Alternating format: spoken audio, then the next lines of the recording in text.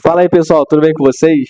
Hoje eu vou falar de um livro que foi uma das melhores leituras que eu fiz em 2024. Ele até entrou no vídeo de melhores livros de ficção, mas como menção honrosa, porque na época eu não tinha acabado de ler ainda, e aí eu tive que colocar ele menção honrosa, mas ele entraria facilmente no top 5 de melhores leituras que eu fiz ano passado. Eu tô falando de Admirável Mundo Novo, do Aldous Huxley. Esse livro aqui é uma distopia, né? Ele constitui a tríade da distopia da literatura, junto com 1984 e Fahrenheit 451. Dos três, eu li Fahrenheit e agora li Admirável Mundo Novo. E do que se trata esse livro aqui? Esse livro aqui é uma distopia, como eu falei, ou seja, ele vai pegar uma sociedade e vai levar alguns aspectos ao extremo.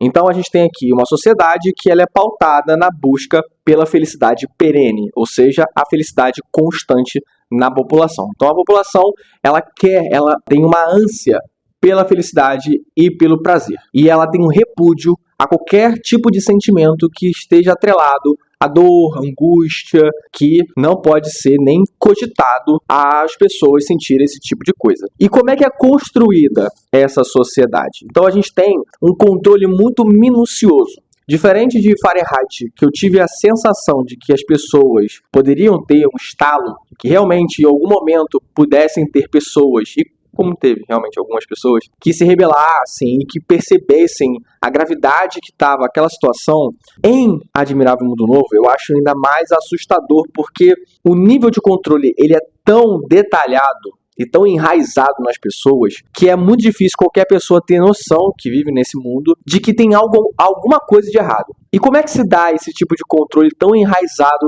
nesse universo aqui? Isso começa desde o nascimento, ou melhor, até antes mesmo disso, porque a gente tem os bebês sendo criados em laboratório. Então os embriões são criados em laboratório e eles são divididos em grupos, que são castas. Basicamente a gente tem 5 castas de indivíduos, que são os alfas, os betas, os deltas, os gamas e os épsilons. Cada um desses grupos, dessas castas, vai ter um papel a se posicionar, a se prestar na sociedade que ele está inserido. Então a gente tem ali os alfas como pessoas que têm um porte atlético, que são mais altas, são mais fortes, são mais inteligentes, e elas vão exercer certos cargos ali na população, como líderes de governo, de empresas, enfim, vão ter uma certa influência. Eles não são tantos indivíduos assim. O que a gente tem são muitos indivíduos de castas menos relevantes, digamos assim, né?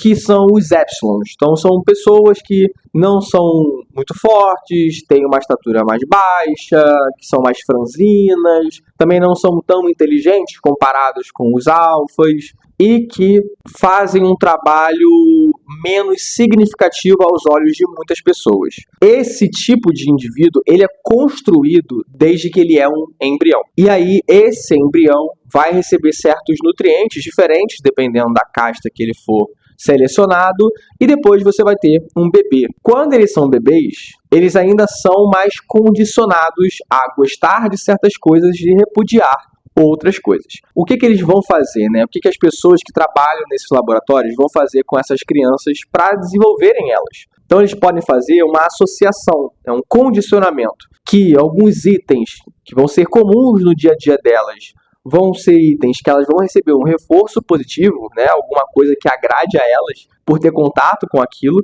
e outros itens que elas vão receber alguma coisa negativa, por exemplo, um choque elétrico, um cutucão, alguma coisa que traga uma dor para ela, seja física ou emocional.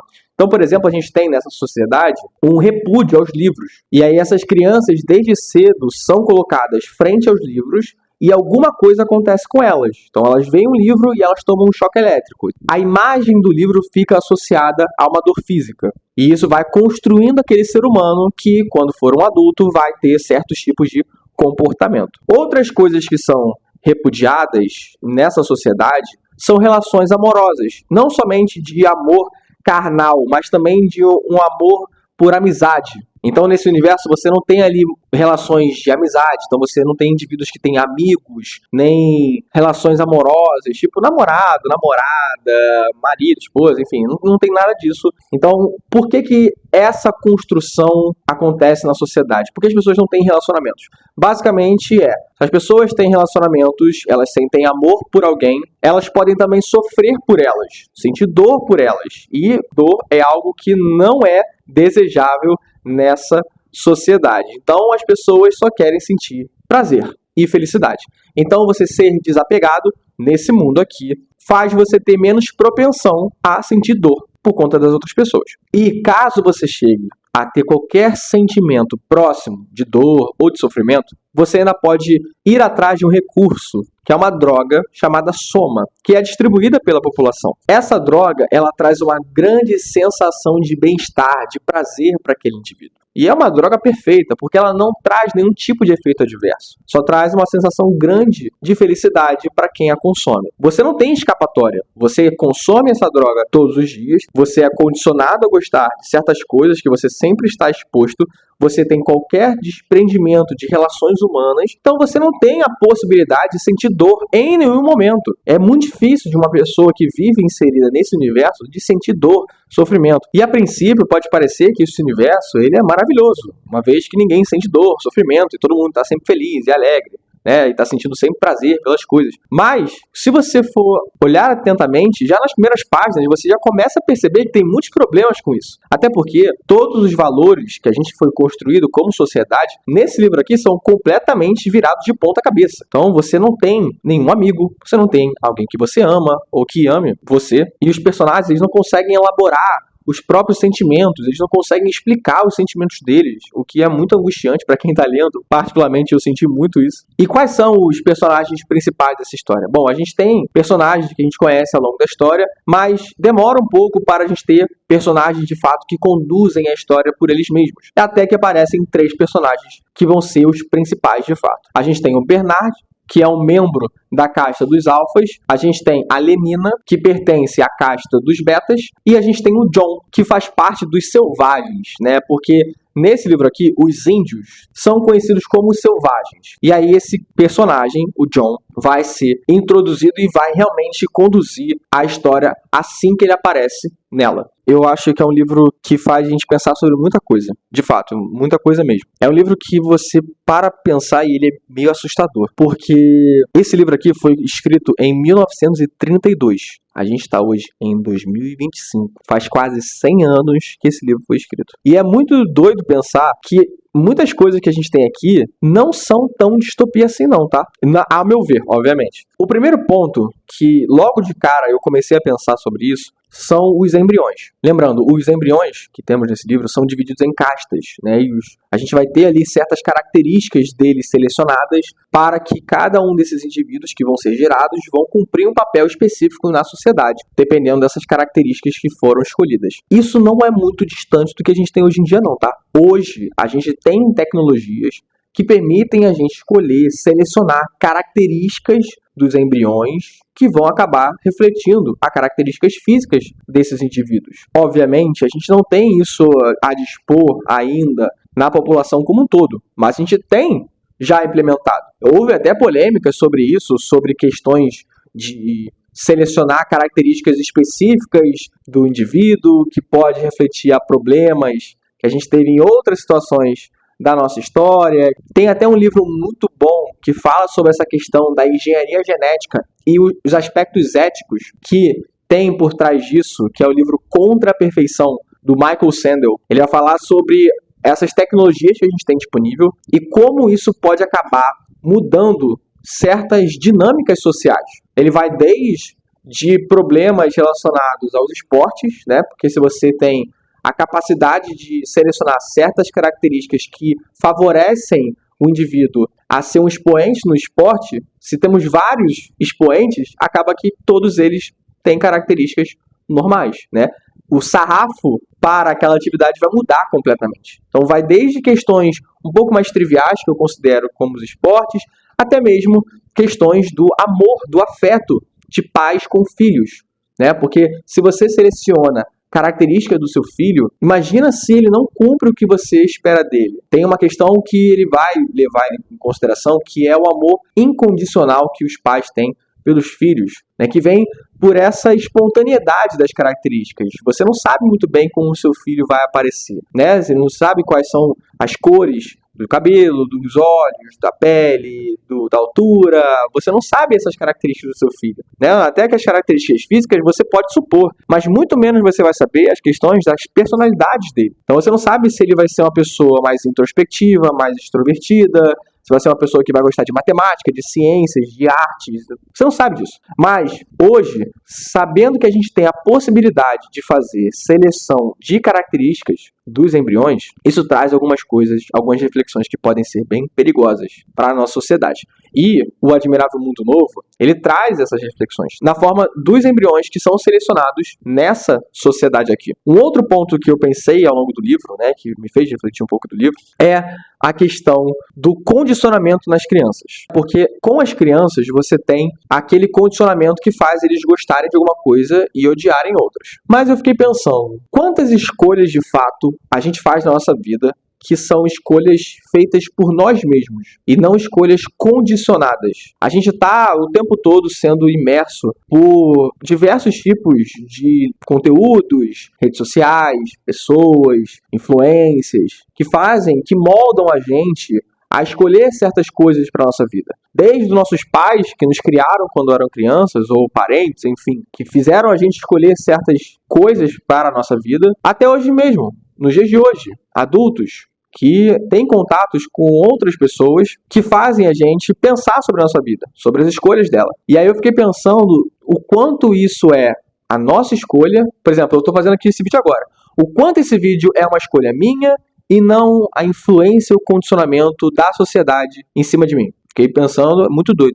O vídeo estava partindo para um lado agora completamente filosófico, doido. Mas enfim, foi uma coisa que eu fiquei pensando também, né? O quanto que a sociedade tem poder sobre as escolhas do indivíduo, que cai um pouquinho nesse tema de livre-arbítrio, enfim, não viajando muito, até porque eu não tenho gabarito para falar sobre essas questões filosóficas com tanta profundidade. Mas uma parada que eu fiquei pensando é sobre as escolhas profissionais, porque as crianças, elas são condicionadas a gostar de certos aspectos que vão ser relacionados à profissão deles. E no Admirável Mundo Novo, você tem ali associações que vão fazer um membro da casta dos alfas gostar das coisas que um alfa vai fazer e um membro da casta dos épsilons gostar de coisas que essa casta vai fazer. Quando você olha para os trabalhos que as pessoas da casta mais baixa vão exercer na sociedade, você pode até pensar que o trabalho delas não é significativo. Logo, ela poderia acabar tendo algum sentimento de infelicidade. Mas isso não acontece, porque o condicionamento é tão forte, tão potente em cima deles, que eles acham que o trabalho deles é muito importante e muito significativo. E tem um livro que fala sobre isso, então mais um livro aqui para indicar, que é o livro Fora de Série. Eu até falei sobre esse livro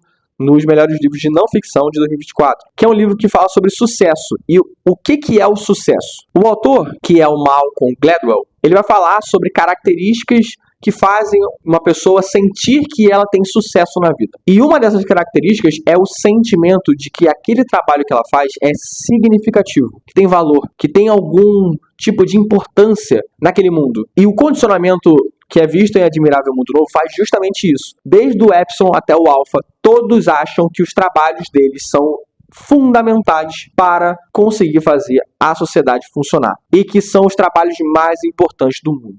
Mesmo que os Epsilons ganhem muito pouco e que os Alphas sejam muito, muito, muito ricos, você tem cada uma dessas castas considerando que o trabalho deles é o mais importante do mundo, que é o mais significativo, que é o trabalho mais feliz de todos. Mesmo que os Epsilons sejam muito explorados, que tenham a saúde muito posta à prova pelos trabalhos que eles fazem. Eles acham que aquele trabalho faz muito sentido para eles, que realmente tem alguma importância. E, mais uma vez, entrando na parte do condicionamento, né? O quanto que a sociedade influencia a gente a realmente trazer valor para algumas coisas que a gente gosta. E é por isso que nessa sociedade você não vê uma pessoa que tem o corpo explorado ao extremo, né? Que tem que carregar toneladas de peso por dia, reclamando da vida, né? Que tá com dor nas costas, que tá com esse problema. Porque na cabeça deles, eles foram condicionados a pensar que aquele trabalho é o mais importante. Então não tem por que eles reclamarem. Eles são felizes, e ponto. E o último aspecto que eu fiquei pensando de forma um pouquinho mais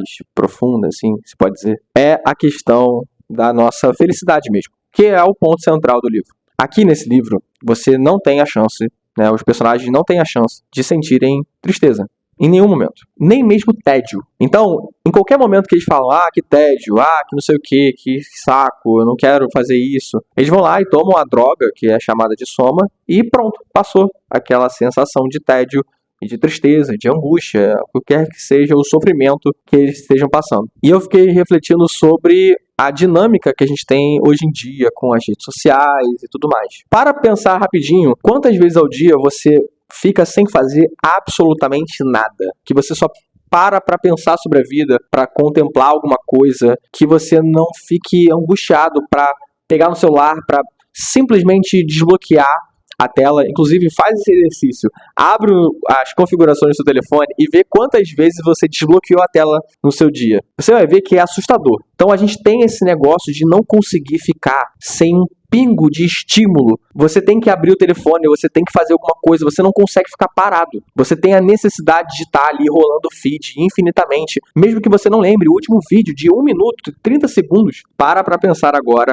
quais foram os 5 últimos vídeos que você viu. Pode ser os vídeos curtinhos de 30 segundos, tá? Eu duvido que você lembre dos 5. Duvido muito, porque são estímulos muito fugazes. A gente vê e esquece. Você não consegue lembrar disso. Mas você conseguiu saciar a vontade de sair do tédio. E isso faz com que a sociedade que eu vi em Admirável Mundo Novo não seja tão distante do que a gente vê hoje em dia. Dessa necessidade instantânea de prazer. Mesmo que não seja aquele prazer eufórico que você fica, nossa, que coisa maravilhosa. Não, são os pequenos prazeres, os micro prazeres que liberam neurotransmissores, aquela coisa toda de dopamina, né, que vocês já devem ter ouvido falar, que faz com que eu pense que essa sociedade não é tão distópica assim. Ela está mais perto do que a gente imagina. Esse livro aqui ele vai falar sobre felicidade, né? E muitas vezes a gente tem a sensação de que a gente tem que buscar a felicidade a todo momento, o prazer a todo momento. Essa nossa busca por felicidade, por prazer, sempre, né, constante, faz com que a gente às vezes tenha a sensação de que a gente não consegue ficar sem essa sensação de prazer. A gente não consegue ficar um dia sentado no sofá simplesmente não fazendo nada. Muitas pessoas devem falar, tipo, nossa, não fazer nada é ótimo. Mas você tá fazendo alguma coisa. Você não tá parado e olhando pro teto. Você tá vendo televisão, você tá mexendo no telefone, jogando videogame. Você faz alguma coisa, lendo um livro, eu espero, né? Mas você faz alguma coisa. E esse livro aqui, eu acho que ele me fez refletir sobre o quanto a gente pode ser, às vezes, escravo do nosso desejo. Tem até um cara que fala sobre isso, né? Que é o Kant, o Immanuel Kant. Eu vi isso a partir de um conteúdo do professor Clóvis Barros Filho. Acho que é Clóvis Barros Filho. Se eu não estou enganado, o nome dele é esse. O professor Clóvis. Ele fala um pouquinho sobre isso, né? Sobre ser escravo do desejo. E eu acho que esse livro aqui, ele faz a gente refletir sobre isso.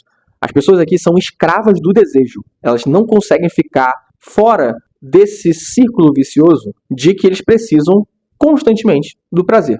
E por isso que eu acho que esse livro é tão interessante. Ele faz a gente refletir sobre muitas coisas, mesmo que essas coisas sejam um pouco assustadoras. Fica aí então a recomendação desse livro excelente aqui, Admirável Mundo Novo. Espero que vocês leiam e gostem desse livro. Depois me contem aí se vocês gostaram e se vocês preferem outra distopia, né, dessas tantas que a gente tem por aí, que espero conhecer mais daqui pra frente. E é isso, pessoal. Não esquece de curtir o vídeo se você gostou dele, para me dar uma moral. Não esquece de compartilhar esse vídeo com seus amigos e também de se inscrever no canal. Assim você acompanha melhor conforme os novos vídeos vão saindo por aqui. E comenta aí embaixo também se você gostou desse vídeo, se você gostou da recomendação desse livro, se você tem algum livro para me indicar, porque eu sempre adoro receber recomendações de livros para encher a minha lista infinita de leituras que eu ainda tenho que fazer. E é isso, vou ficando por aqui. Um abraço, valeu!